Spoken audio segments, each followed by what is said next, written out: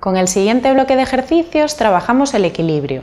Para ello nos colocamos de pie mirando un punto fijo en el frente, los pies lo más juntos posible y contamos hasta 5 en esta posición.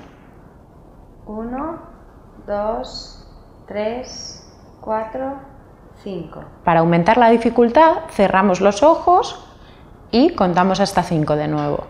1, 2, 3, 4, 5. Una vez que vemos que tenemos este ejercicio dominado, vamos a separar un poquito los pies a ancho de caderas y elevamos la pierna derecha un poquito del suelo y contamos hasta 5.